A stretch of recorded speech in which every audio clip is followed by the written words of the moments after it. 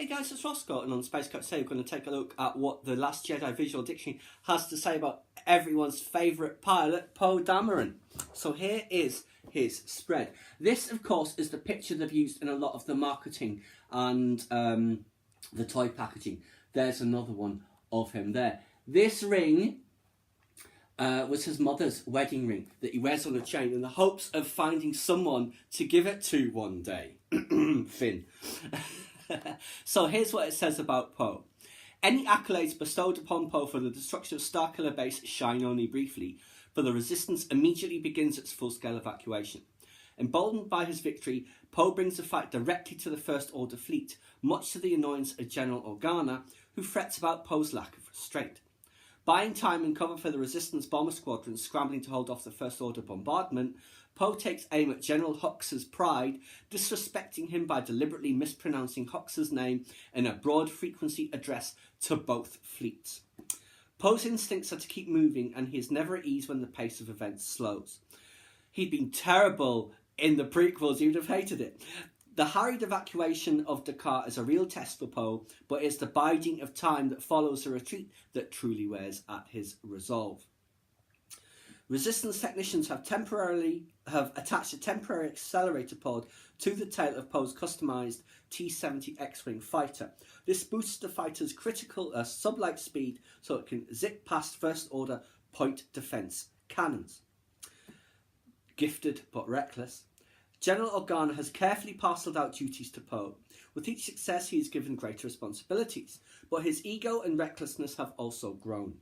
This concerns Leia because for the Resistance to continue, it will need a new generation of leadership to succeed her. Poe respects Leia deeply, and it would hurt him to know that she harbours such doubts. Third time he's had to learn that lesson now. We saw it in the Poe Dameron Annual 1. We saw it in, I think it's Legend Lost, and we've seen it now in the film. Like I said in the previous video, films should really not ignore the other parts of the canon.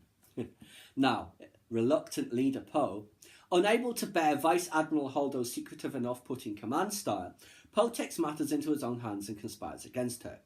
Dameron builds a resistance within the Resistance, turning to allies like Finn, Rose, Cadel Connix, and even a reluctant C-3PO. Poe dispatches Finn and Rose to Cantonica on a secret mission to thwart the First Order's hyperspace tracker, all the while trying to uncover just what Holdo is keeping from him.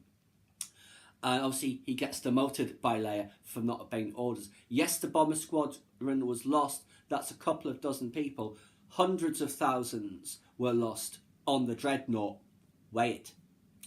Now, when an officer is named to carry on the retreat in Leia's absence, Poe is both relieved that it's not him and angered that it is Vice Admiral Holdo.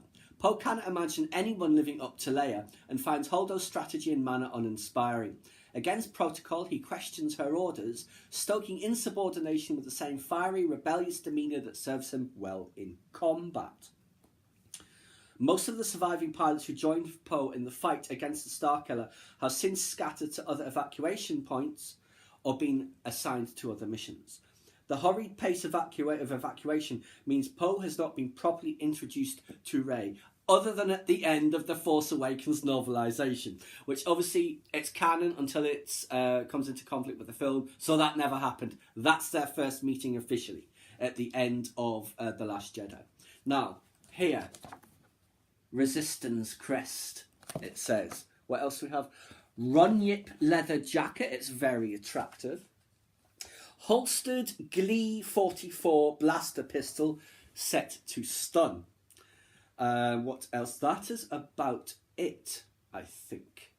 Oh, the helmet's not here, but it does have the classic Sunbird of the Rebellion on there. What else is there? The retractable anti-glare visor, emergency beacon activation switch, that's his pack, and his flight suit. So yes, that is what the Last Jedi Visual Dictionary has to say about Poe. I did enjoy his character. A lot of people have complained that he, and this goes into the whole social justice warrior argument, which I'm not getting into. But basically, he was there so he could be slapped down by female officers. yes, that happens, but I'm not putting the other connotations onto it. He disobeyed orders. There's always a consequence, you know? I mean, how many times has he disobeyed orders now? He did it in The Force Awakens when he waited for the Falcon. He's done it in the comics, I don't know how many times. He's done it in there. But yes, even so, I suspect he's going to go from captain probably up to general by the end of episode 9. We can only hope. He will make a great resistance leader once he learns how to lead from the back, as it were, and not being in the cockpit of a fighter the whole time. Given that Black One's destroyed, will he even be in a cockpit again? Who knows? We'll just have to wait for episode 9 to find out. But yes, I thoroughly enjoyed Poe in The Last Jedi. Great character, great performance, and very much looking forward to seeing where his story goes. Please subscribe to my channel if you enjoyed this content. Leave me a comment suggestion for upcoming topic you'd like to see discussed, or like the video.